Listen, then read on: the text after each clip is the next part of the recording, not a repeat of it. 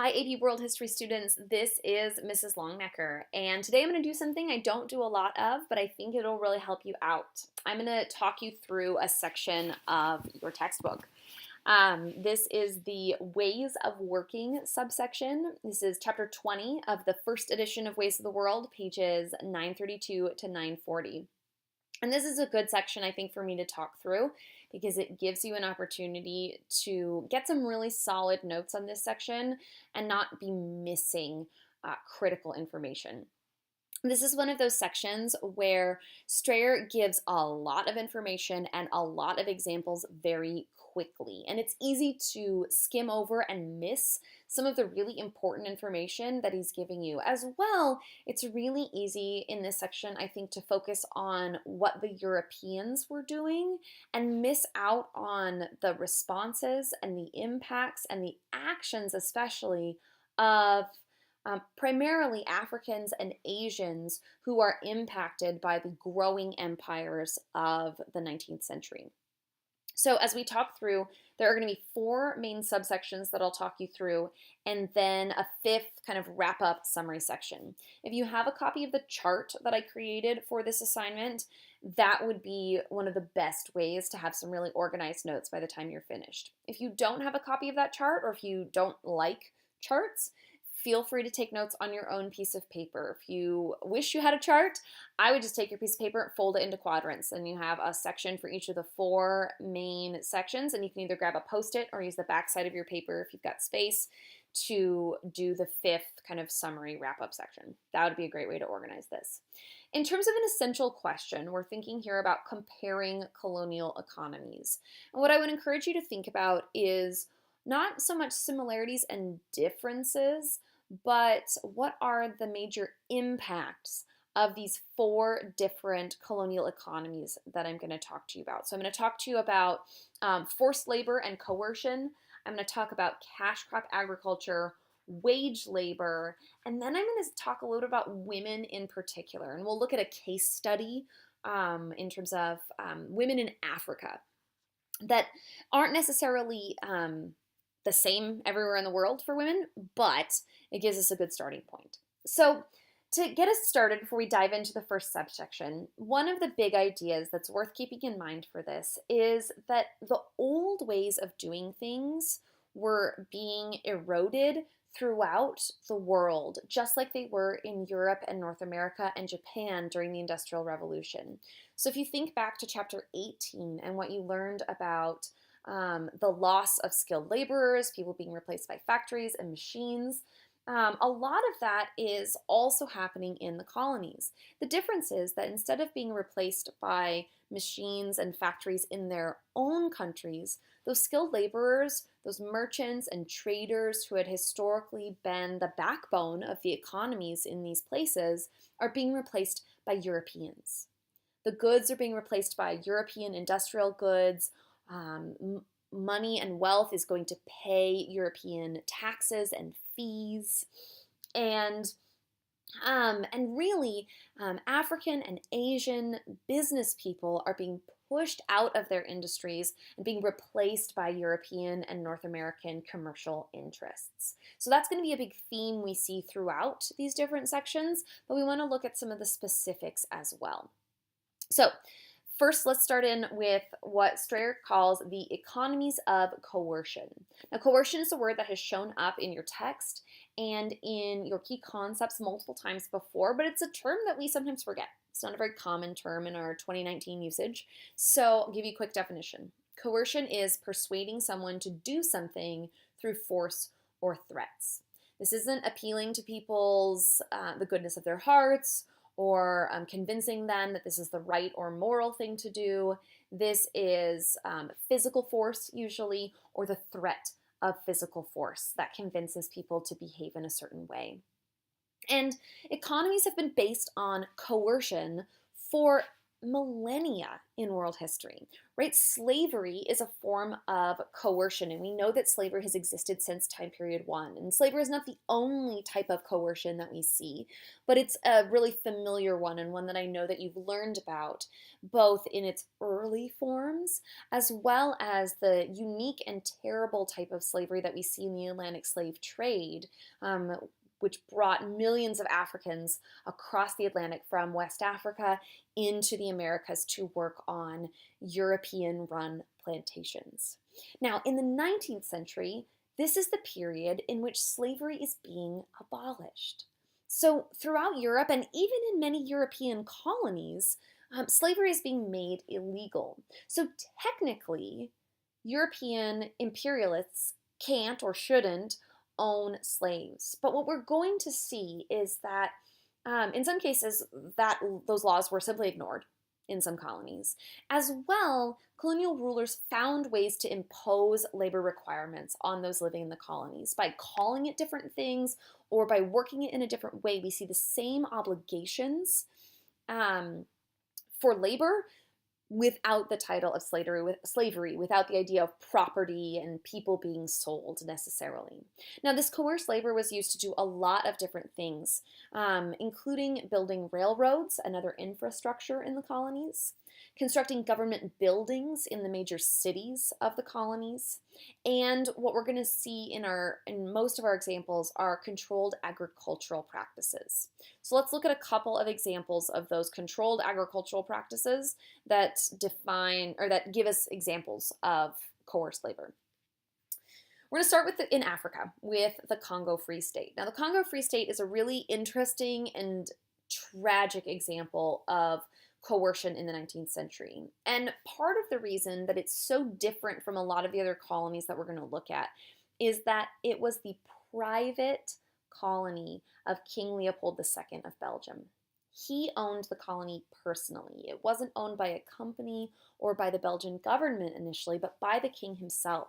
And so he was gaining significant personal profit from the colony. And one of the ways that he gained that was by allowing private businesses to extract resources. The Congo is extremely rich in natural resources: copper, tin, and especially rubber. By the 19th century, rubber is beginning to be in much higher demand for industrial processes and new transportation developments, including bicycles and automobile tires. So these private rubber companies need a source of natural rubber to produce their products and sell them throughout the world. And these private companies were allowed by King Leopold essentially free rein throughout the country. They were allowed to extract as much rubber as they wanted and to get that rubber from the people by any means necessary. And one of the things that the rubber companies did was they imposed strict quotas. Now, a quota is a set amount. And so they imposed these quotas on villagers. And the villages had to produce a certain amount of rubber each year. And if they didn't, they were very, very harshly punished. And the end result of this is that millions of people in the Congo Free State died because of these rubber quotas. Not so much because the labor to get rubber, which is very difficult, but it's not necessarily any more difficult, say, than sugarcane production in the sugar plantations and some of the other hard labor that we've seen before. The issues come down to kind of two big categories. One is starvation, because in order to meet these increasingly demanding quotas, more and more people had to leave farming and go into the woods, go into the jungles to extract rubber. And if not enough people are farming, not enough food is growing, and you can't sustain your population. And as fewer and fewer people were farming, if bad weather or other seasonal disruptions occurred, that reduced the food supply even further. So mass starvation throughout the Congo Free State. It is also, though, important to note that these private companies used force, physical force, and terror tactics to convince people to manage their quotas. Punishments for not meeting quotas included death for individuals, torture, or maiming And if you are looking in your textbook, we actually see a photograph of a couple of individuals who had hands cut off because their villages and their families were unable to meet a specific quota at a specific time. Ears, hands, noses, body parts of people were cut off, both as a punishment to the individual for not meeting the quota and also to set an example to the rest of the village. Now, at this point, if you are as horrified as I am to think that people are going around chopping body parts off in order to extract natural resources, when these stories were eventually publicized in Europe, it set off a massive scandal to the point where the outrage in Europe forced the Belgian government to take control of the colony away from the king in 1908. So some people feel, as maybe many of you do, that this was wrong, this was terrible, this should not be happening. However, it did not, even when the Belgian government took over the Congo Free State and it became the Belgian Congo, it did not undo the legacy of harsh treatment. And harsh treatment of indigenous peoples in the Congo continued into its independence in the 1960s. So Belgian rule wasn't a lot better than Leopold's rule, but it gave the Belgians a way to put a stop to some of the worst torments in order to keep the colony and not have other Europeans step in and say, whoa, you guys are not allowed to be imperialists anymore. So our second example of coercion, we're going to jump into Southeast Asia and look at the Netherlands East Indies, or Indonesia. Now, this one is really interesting because you can remember back to chapter 15, where Strayer introduced us to the Spice Islands and the Dutch East India Company. This is the same place and the same people. And if you remember, unlike a lot of other Europeans in the 15 and 1600s, the Dutch actually conquered the Spice Islands, conquered Indonesia, renamed it Netherlands East Indies, and imposed a strict labor system in that place. So this is a system that lasted a really, really long time, because we're going from the 16th and 17th centuries into the 19th century. And one of the things you might remember from chapter 15 is that farmers were required to cultivate a certain percentage of their land in cash crops. 20% is the number that Strayer gives us here in this chapter. So by the 19th century, 20% of land must be cultivated in sugar or coffee or spices.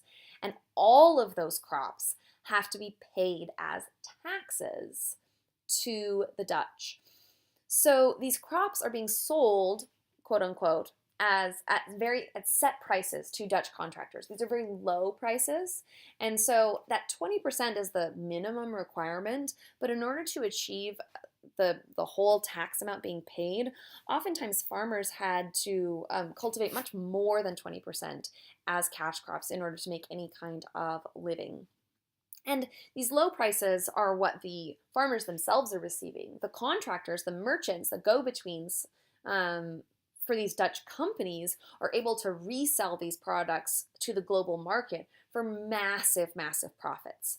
Those of you who did the Dutch Golden Age still life art assignment over winter break are familiar with some of the excesses in the Netherlands due to this wealth. And by the 19th century, that wealth is still pouring into the Netherlands.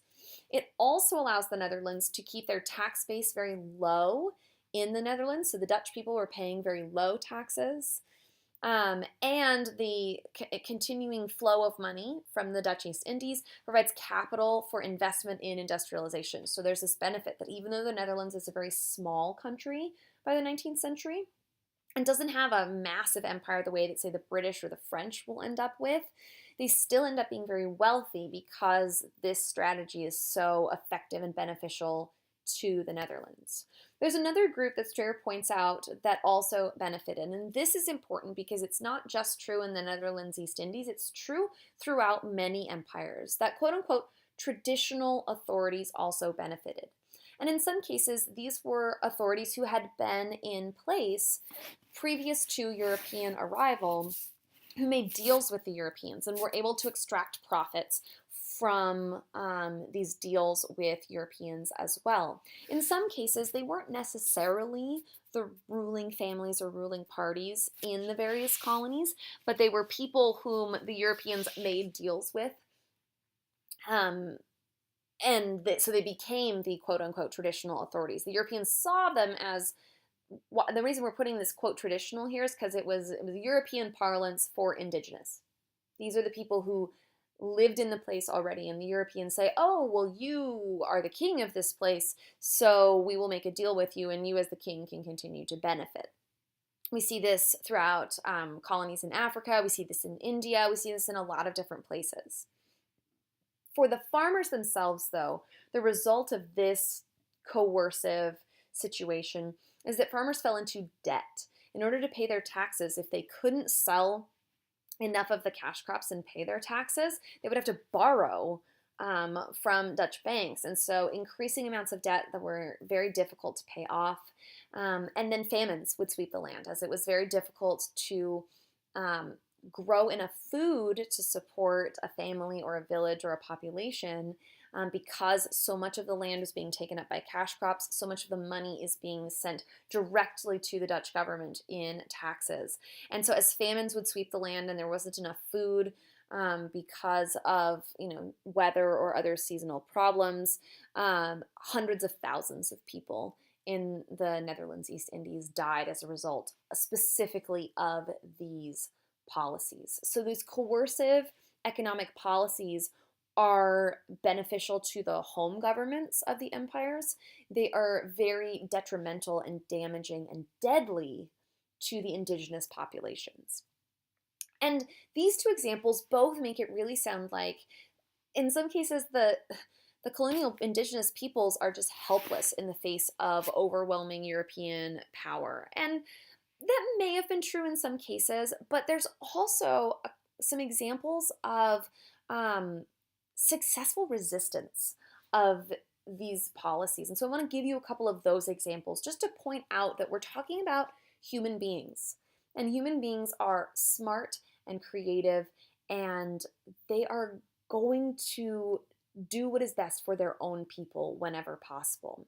There's an example in German East Africa, the Maji Maji Rebellion. The Germans had imposed some required agricultural practices that forcing people to cultivate cotton in particular in the colony. And it was a combination spiritual, military, and popular uprising among the people in German East Africa actually forced the Germans to end this policy. It's not an overall win for the indigenous peoples in German East Africa. They did lose the actual battles. German policies were changed, but they didn't gain independence or freedom from this particular resistance movement. And in punishment, the German government actually allowed famine to sweep through the colony. Despite the fact that it would cost them, economically speaking, they were punishing the people by allowing them to starve to death and allowing them to, reducing that labor force through the death of thousands of Africans. So it's kind of a win-lose on that one, but it's an example of an indigenous movement forcing European government to change its policies. Also in southern and eastern Africa, we see in Mozambique, which is a Portuguese colony, that sabotage efforts and smuggling efforts, also of cotton crops, undercut the Portuguese so significantly that it was impossible for them to become self-sufficient in cotton production. Unlike the British and some of the other Europeans, the Portuguese were never able to have a consistent supply of cotton for their industrial production, and they wound up having to purchase either raw cotton or cotton textiles from other Europeans because the population of Mozambique sabotaged cotton production. They also smuggled cotton to other borders where they could sell it for better prices to other nations. And so that's a more successful resistance story. But the idea to keep in mind is that people are not just willingly giving in to the Europeans, but are resisting these coercive environments and trying to make lives better for themselves. So that's the end of economies of coercion. If you need to take a break, pause the video here. It's a good spot, and we'll dive right into the next section on the next slide. So this next section is what Strayer calls the economies of cash crop agriculture, the pull of the market. That's what he talks about. And before we get into examples of cash crops in the industrial era imperial system, it's worth mentioning and reminding you that Asian and African civilizations had participated in international trade of cash crops long before imperialism. A couple of examples that are kind of worth remembering from West Africa: palm oil, which we've talked about before in class. It's valuable for cooking, it's valuable for lubrication, industrial activities. Peanuts, which were highly nutritious and can be sold as a cash crop. In Egypt, cotton was a major crop even before imperial conquest of Egypt. Indonesia and the spice trade in the Indian Ocean, we've seen going back for hundreds and hundreds of years. In India, peppers and other spices. Textile production in India. If you remember the crash course video about industrialization, and that India wasn't industrializing because they had such an effective labor force to produce cotton textiles that they didn't need the machines to make them competitive in the global market. So the cash crops and cash crop agriculture isn't new in the 19th century.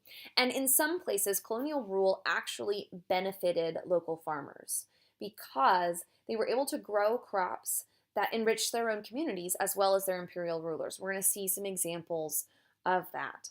But in many cases, cash crop agriculture in the 19th century, instead of being a source of wealth to African and Asian communities, winds up being economically, environmentally, and demographically devastating because it interferes with local food production, and it's going to overall harm the indigenous population. So we'll look at a couple of examples that show kind of both sides of this, the positives and the negatives. And we'll start in the Mekong Delta, which is in French-ruled Vietnam. And the French, like many Europeans, found that in Southeast Asia they needed to invest significant resources into making food production effective and able to feed more than just the local population. We actually see rice cultivation pretty heavily in Vietnam, in Burma, in Thailand, and some other parts of Southeast Asia, because the rice couldn't be grown in Europe and many parts of North America, so it was desirable as a cash crop, actually. Despite being a food product, we're not used to food products being cash crops, but rice was, because it was desirable as an additional food source in the industrialized world. So the French had brought in improved irrigation, they had brought in improved transportation technologies, and all of this overall leads to a population increase in Vietnam. It leads to improved standards of living for the people over several decades as these investments are being put into place. But it has some environmental consequences that are worth paying attention to, because when we're interfering and changing the traditional agricultural model, we're also changing the ecology of the place that we're talking about. And in the Mekong Delta, we see a destruction of mangrove forests and swamplands, and this is going to affect fish and shellfish that lived in those habitats. In terms of people, the effect of the loss of fish and shellfish populations means that the local diets become more dependent on rice because they can no longer be supplemented by these protein sources through fishing and aquaculture, because we're destroying the habitats of the fish and shellfish.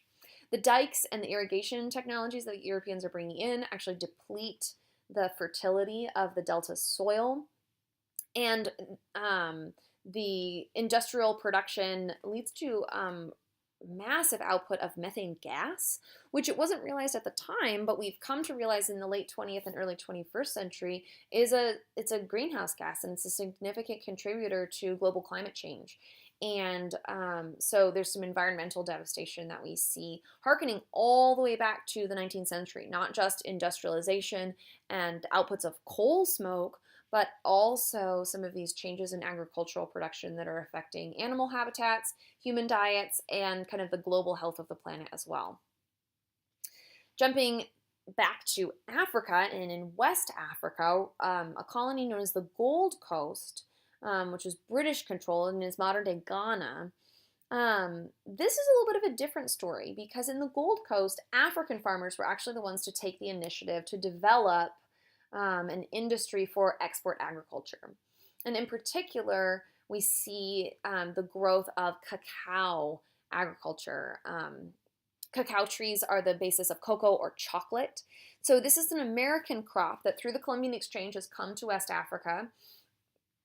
West African farmers find that they can grow cacao trees very effectively. They can harvest it pretty easily. It's pretty compatible with food production, partly because you can plant other crops in similar areas. The trees don't need a lot of space, right? It's not like sugarcane where you need massive, massive fields. One tree produces a lot of pods, so you can get a lot of cacao from a single tree, so you don't have to have necessarily acres and acres and acres in order to make a profit.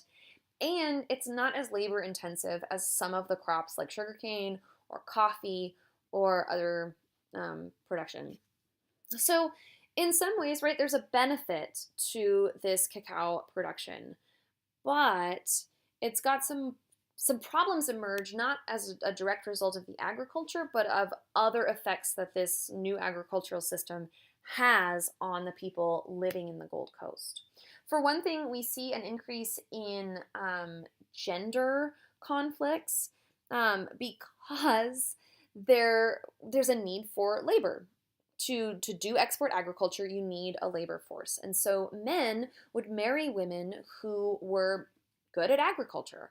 And we're going to see when we talk about women in Africa that women are historically a significant part of planting and cultivating in African agricultural settings. So men would marry these women, derive profit from their labor, but then wouldn't support them or their families. They would essentially abandon their wives and put them to work as laborers rather than treating them like family members. And so there's some increasing gender conflicts that emerge in West African societies, in the Gold Coast in particular. We also see that as the forest regions where the cacao trees are growing become increasingly profitable, we see migration from drier regions. So modern day Mali and Niger, people are coming to the coasts of West Africa because at the time they're all part of these large European colonies, so there's freedom of movement there.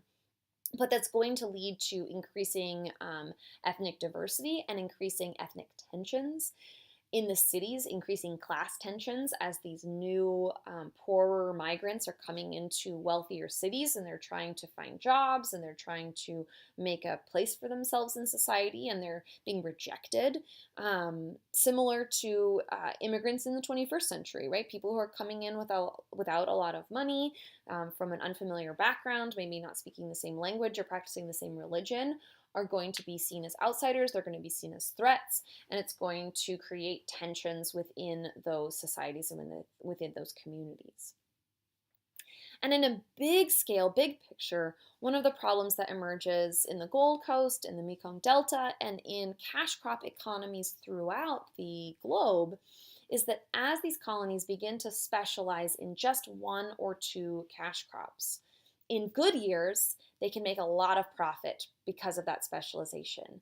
But they are also very dependent on global markets. They're dependent on the weather and on the seasons. So if the global demand for something declines or the supply is too much, the prices will drop and people don't make as much profit. If the weather is bad or the growing season is short or there's some kind of environmental disaster that hits a particular region, its entire economic base can be wiped out in just a season, leaving the people in dire straits without the ability not only to make a profit, but to pay their taxes, to buy the additional food or goods that they need to sustain their communities. And so it becomes a really precarious economic situation to be in. These single export economies are really dependent on the rest of the world. And we're going to see in Unit 6 that single export economies aren't going anywhere and that these problems continue to exist exactly as they did in the 19th century. If you need a break, take a break. We'll come back and dive into economies of wage labor. So, the big idea here is that people moved throughout the empires in order to get jobs. And this is something that is really easy to miss in this section. So I want to say it one more time. People moved throughout the empire in order to get jobs. They needed money. They lost their land at home. Sometimes they were ordered to by colonial officials, but millions of people took jobs on European plantations, in European mines, on European construction projects, and in European homes, both in European countries and throughout the empires themselves, and in many cases moved hundreds or even thousands of miles to do so. So this is the one time where I want to really draw your attention to a key concept. Key concept 5.4 deals with this migration issue, and I'm going to talk about migration several times throughout this section. So I just want you to note and remember that key concept, and I want you to go back to it at some point and look at what the key concept says so that you can see just how it really does play out in this section. So we're going to talk about 4 examples of wage labor, taking jobs for pay with Europeans. We're going to talk about plantations. We're going to talk about plantations in 2 places, so it's just 3 topics. 2 places with plantations, we're going to talk about mines, and we're going to talk about cities. So let's dive in with the plantations first. In Asia, there were massive plantations, and we know this going all the way back to Unit 4. We can think about plantations financed by Europe. They're growing cash crops like sugarcane, rubber, which we talked about with the Congo Free State, but it's also a big deal in parts of Southeast Asia that are tropical and where rubber grows well. Tea plantations in India, tobacco plantations throughout Asia as well. And to these plantations, a lot of poor workers were drawn. Particularly poor workers are being drawn to this labor because it's not highly skilled labor. You don't need to have special skills or abilities to be an agricultural laborer. So anybody can come to a plantation to work. Folks come from China, from India, from Indonesia to plantations in Africa, as well as throughout Asia. So folks from China may be moving to India, folks from India may be moving to Indonesia, folks from Indonesia may be moving to parts of China that are under British influence. All of these groups are, like I said, moving throughout Africa. When they came to work on the plantations, they're subject to extremely strict control. They were often literally fenced in with barbed wire fence and guards to be sure that they weren't stealing from the plantation owners, to be sure that they were working hard as their contract stated and that they were doing what they were supposed to be doing. They were housed in groups in barracks, so they couldn't leave. They weren't able to make a living elsewhere, do other things. They're paid very, very poorly, but it was in many cases a better opportunity than they had back where they were living at home. We'll get into why in just a little bit. Disease in these plantations was rampant, and as a result, death rates on the plantations were much higher than in the colonies more generally. That being said, British officials actually facilitated the migration of Indians because India had a very large population, and so there were what the British considered surplus workers who could go throughout the empire. They went to places like Malaysia, South Africa, Kenya, and Uganda to work on the plantations in those areas. And in the case of South Africa, that's going to have some really interesting effects because we're going to see a large Indian population as well as an indigenous African population and a small but powerful white population of 2 different European backgrounds that's going to create some really interesting tensions and class divisions and ideas about race in South Africa that's really different from a lot of the rest of the world. We're also going to see that Gandhi, who is a noted figure in the Indian nationalist movement. Gandhi actually begins his work as a lawyer in South Africa before he goes home to India to work for independence and freedom there. But because there's a large population of Indians in South Africa, as a result of these 19th century migrations, Gandhi finds a need and finds work to be done there in South Africa to begin. Now, speaking of Africa, a lot of people move to European plantations um, not because they were desiring better wages necessarily, but because their land was taken away from them. Europeans managed to buy up, negotiate, or conquer massive tracts of land in their African colonies in a way that's really different from their Asian colonies. And so Europeans created settler colonies in some parts of Africa. Kenya was a settler colony in East Africa. South Africa was a settler colony. We see it in some other places as well.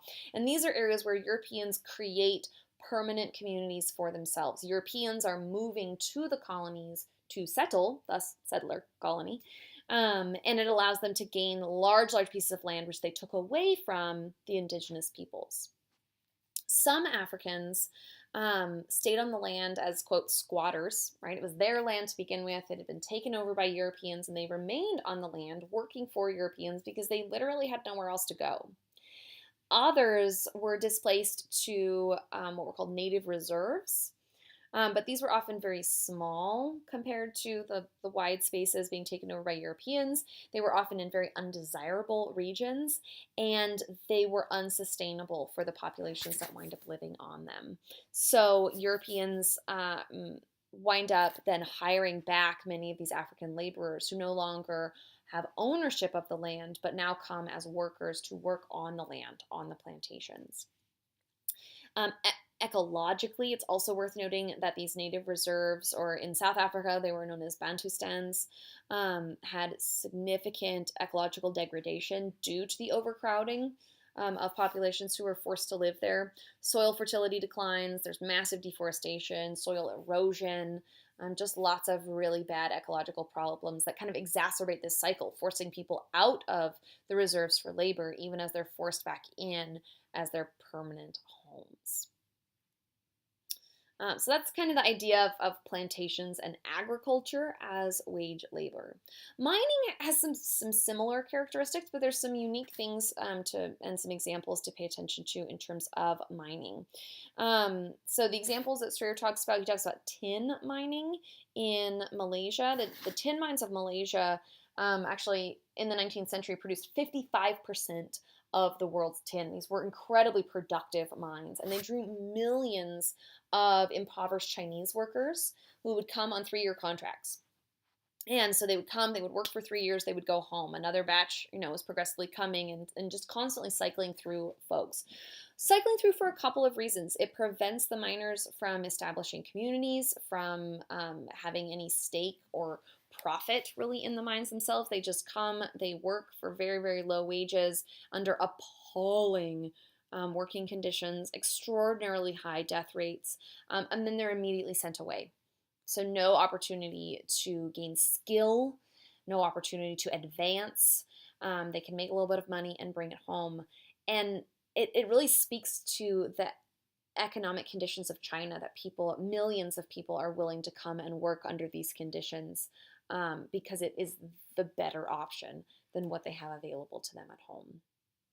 Similarly, gold and diamond mines in South Africa, very lucrative for Europeans, very, very bad for the miners themselves. And it establishes a broader pattern of labor migration in Southern Africa that is really interesting.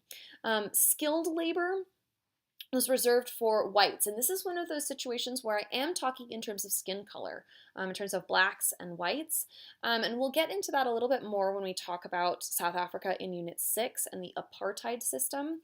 But skin color and race are very linked in South Africa and very important in South Africa in ways that are different from some other parts of the world. So Black indigenous Africans often did unskilled labor. They were paid very little. They had no opportunity to advance because of their skin color. They were also placed on short-term contracts like the Chinese in Malaysia. They had significant restrictions on what they could do and where they could live, and a requirement that they return home on a yearly basis. And this was to prevent miners from bringing their families with them, from establishing communities near the mining operations. The thought being that if they could keep the lives of these miners in a constant state of disruption, they wouldn't be able to advance, they wouldn't be able to profit, they wouldn't be able to resist because their lives are so up in the air and they're not able to gain any traction because they don't have any permanent community. It was also hoped that by having homes be far away from the mines, that these African men would retain ties to their families, their wives, their children, and that responsibility of going home again would give them that break from being at the mines and prevent them from establishing close relationships with other miners that they might organize with to create things like labor unions that were more common in industrialized countries but would cut into the profits of the mines themselves. In the cities, we again see this pattern of migrants coming for labor. In the cities, though, and these are cities across the colonial world, not just European cities, but places like Lagos in Nigeria, Cairo in Egypt, Calcutta in India, Singapore in Southeast Asia. These cities are drawing migrants from across the social spectrum. The cities are pretty terrible places to live. They're overcrowded, they were segregated, often by race and ethnicity. But still, people are flocking and migrating by the millions to these cities for the opportunities that they presented. So that urbanization that's happening in Europe because of industrialization is also happening in the colonies. At the top of the social ladder in these cities, we see traditional elites and wealthy businessmen. So the traditional elites in these societies and communities retain their position at the top of the social ladder.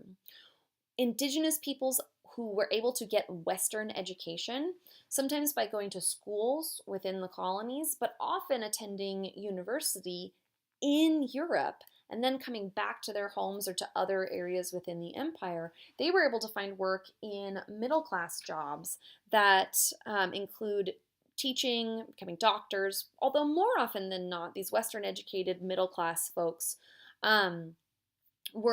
they worked as clerks in European business offices or government offices in these large cities. Skilled workers, as in European cities, were able to find jobs doing skilled labor, working on the railways, working in ports, required a little bit of skilled labor, paid a little bit better. The urban poor are the most numerous class, just like in Europe. And these folks found jobs, again, throughout the cities, paying various rates. We see them in construction work. We see them in as food sellers. This is the era in which we start to see restaurants and food sales in the Western world becoming more popular. Women in these imperial cities sometimes worked as domestic servants in the households of Europeans, so maids, doing laundry, cleaning, that kind of thing, or they worked as prostitutes. Those were the opportunities most available to women in these imperial cities, and they were not good paying jobs, but again, maybe provided something better than what was available at home. Speaking of women, take a break if you need to, but let's dive into talking about women and the colonial economy here on the next slide. Strayer uses this opportunity to talk specifically about Africa.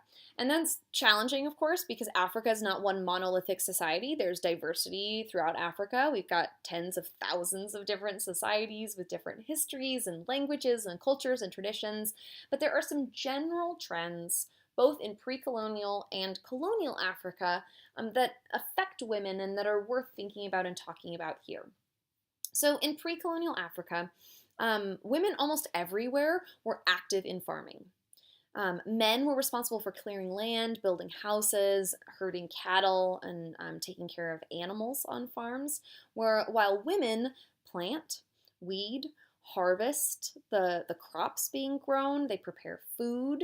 So they were a substantial contribution to the livelihood of their families and communities, as well as to the income, the profits for those families and communities. Women were responsible for almost all of the childcare, and they engaged in trade. Um, Generally locally, long distance trade was mostly done by men, but women traded with one another in a more domestic market. And so patriarchy is still a part of society in these pre-colonial African societies. But what's different in Africa compared to parts of Asia, Europe, and European North America is that women have more economic autonomy, which means that they have more independence, more freedom, more ability to make choices and make profit for themselves than women, especially in the European influenced world. Like everything else, imperialism is going to change this in a few different and important ways. So, some impacts of the colonial economy on women. For one, cash crop agriculture, which predates colonialism, remember, becomes the purview of men. Men assume responsibility for that cash crop agriculture because it earns the most significant profits. And patriarchy is going to place men in positions of greatest responsibility, greatest authority, greatest profit. So if we think about the Gold Coast, men are going to be controlling the cash crop agriculture of cacao. In East Africa, we're going to see men in the cotton fields. We're going to, that cash crop agriculture is going to be performed by men, it's going to be controlled by men, and any profits coming back to African communities are going to be through the hands of men. Women, by contrast, are going to take on the burden of feeding everyone. So subsistence agriculture, growing the food that people need to stay alive, becomes almost entirely, women's responsibility. In places in West Africa and Nairobi in Kenya, in Southern Africa as well, as men migrate to cities or plantations or mining efforts, like in South Africa, women are left to manage the economy by themselves, and they end up taking over almost all of the traditional male tasks at home. Cattle herding, clearing land, building houses, trade,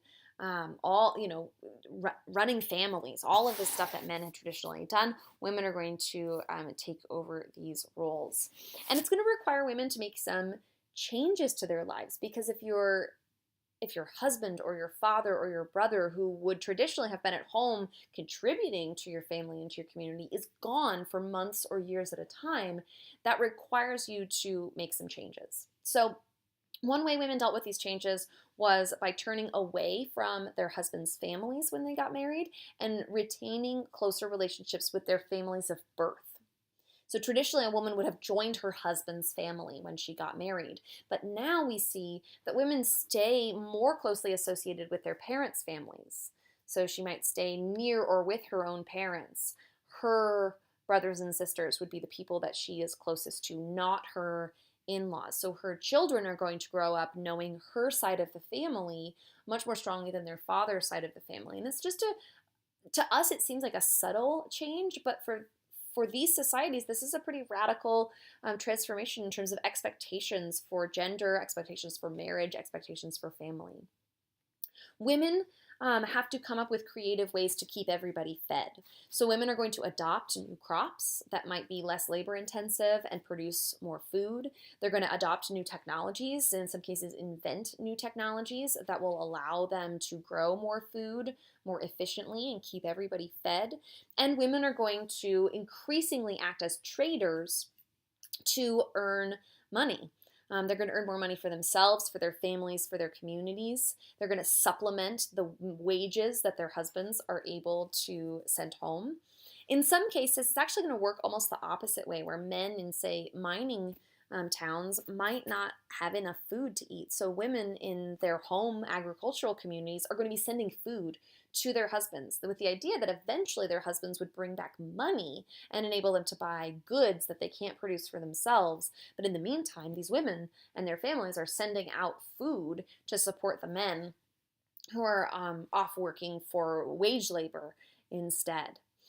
In cities where women did migrate, right? We have to remember it's not just men moving to the cities. Women are also moving to the cities. And so in those cases, we see women throughout cities establishing associations to help workers in certain industries. Particularly, women establish industries to help other women. So we might see women coming together to help workers who are brewers of beer, which was actually a more traditionally female task in Africa than we might associate it in the European world. Associations to help support prostitutes, to keep them safe, to allow them to keep more of their profits, to help take care of them when they were inevitably abused or assaulted in the course of their work. These associations were created by women for women to sustain and support them in areas where men could not or would not. And some women took the opportunity of men's absence in their communities to increase their independence. We see women seeking education for themselves or for their children through often European-run schools. So European missionaries in particularly would establish schools in villages and in communities, and they would not only teach about Christianity, they would teach about agriculture and medicine and all kinds of other, what we would consider basic educational things, literacy and mathematics. And women took advantage of the opportunity to receive that education to better their own lives, their families' lives, and their communities' lives. But as women increase their independence and improve their situations, some men resisted what they considered an attempt to overthrow the patriarchy. And we see this show up in a couple of interesting ways. In some parts of Africa, we see an increase in women being accused of witchcraft. Witchcraft was seen as a part of the spiritual beliefs, and particularly in animistic, non-Islamic, non-Christian areas of Africa. But being accused as a witch who was harming other people could be really deadly for a woman. She would be persecuted, sometimes tortured, sometimes executed. And so women who were seen as too powerful or bucking the system were said to have done so through evil spiritual practices. They were said to be causing men to become impotent. And so they had to be punished. And it was a way for men to control women. Actually, in some cases, African men would try to appeal to European authorities to curb women's independence. They would ask for laws that would restrict women's movements without male permission. They would restrict female sexuality in many cases. And particularly when it comes to sex, they actually found the Europeans to be very supportive of these laws because in European society, right, women's movements, women's independence, women's sexuality was under the control of men, and European men could be persuaded to see African female independence as a threat. So there's these gender dynamics that come into play, and patriarchy continues to be a challenge for women as they are seeking autonomy and independence and improvement for themselves and for their community. All right, 4 sections. I know this video is getting long, so I'm going to try and wrap up pretty quickly. The last section in this reading is, Strayer calls it Assessing Colonial Development. I think maybe a better title for this section would be Raising Some Questions. And kind of the controversial question at the core of all of this, when we try to determine, like, what is the overall impact of colonial rule on Africa and Asia?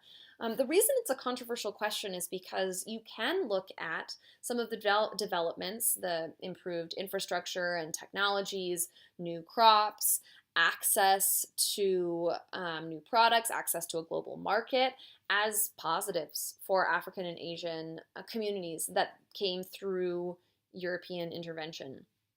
You can also say that these economies were harmed by being forced into a single export model and by disrupting traditional political and social and cultural values in these areas.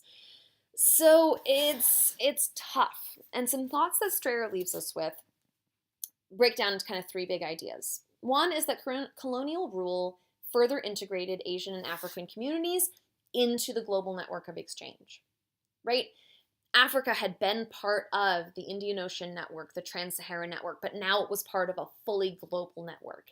Asia had been part of the Silk Roads and the Indian Ocean network, but now it was part of the global system that encompassed Africa and Asia and Europe and Australia and the Americas, and everybody now benefits from that increased access economically. However, this increased access is all coming through Europeans, right? European rules, European investments, European companies, European governments, European conquest. So is it positive or negative? I don't know. Second, Europeans couldn't help but modernize some aspects of their colonies. They brought sophisticated bureaucratic structures that allow for larger governments to control more territory, more different groups of people in areas that hadn't previously had that kind of a system. The Europeans brought improved transportation and communication infrastructure, including, railroads and steamships and telegraphs and all those things that are part of industrialization, transportation, communication. They brought education. We talked about the mission schools and the opportunities that provided for women. Modern European-style healthcare in some areas. Now, there's kind of a flip side to this, right? As the Europeans are bringing in all of these things, sometimes bringing one thing creates the need for another. For example, in the tropics, bringing the improved transportation and communication structures allow for larger cities to grow. Large cities are places that are rife with epidemic diseases like malaria. So we now have people who previously had lived more spread out, were less likely to die of epidemic diseases. They weren't as concentrated together, right? Measles and the plague and those smallpox aren't going to wipe through the populations. But now as they're concentrated together, they're more likely to die from these diseases. And the Europeans come in with their healthcare, their modern ways to prevent or treat these diseases. So you got to ask the question of, is it better? Is it worse? Is it a net zero in that case? It's also worth noting, as Strayer does in the text, that nowhere in the colonial world had the kind of industrial breakthrough like Japan's, which was learning from Europeans and North Americans and then independently taking that knowledge and pushing it out to the countries to make them their own industrial powers. Many of the countries that we've talked about remain poor and undeveloped even as they obtain their independence in the 20th century. And some nationalists in these countries, in India and throughout Africa, are going to raise the question of, did the Europeans do it to them on purpose? Did they create these single export economies to keep them subservient even as they became independent? I don't know. I don't know if the Europeans had that kind of malevolent intent or if it's just a result of policies that were producing short-term profits without thinking about long-term impacts. And Strayer doesn't give us clear answers here. I think what he wants to do is raise the questions and get you to think about, okay, economically speaking, what does this all mean? And what do I take away from this as I think about imperialism, as I think about Africa and Asia, and as I think about how these countries exist in the world today and how I can better understand them with this increased understanding of their histories. I think I'm going to stop here for right now. I'm at page 940 in the text. This video is already probably way too long, so if you had to watch it in short bursts, thank you for sticking with it all the way to the end, or however you got here. Yeah, I'm going to sign off here. Thank you for watching. I will see you in the next video.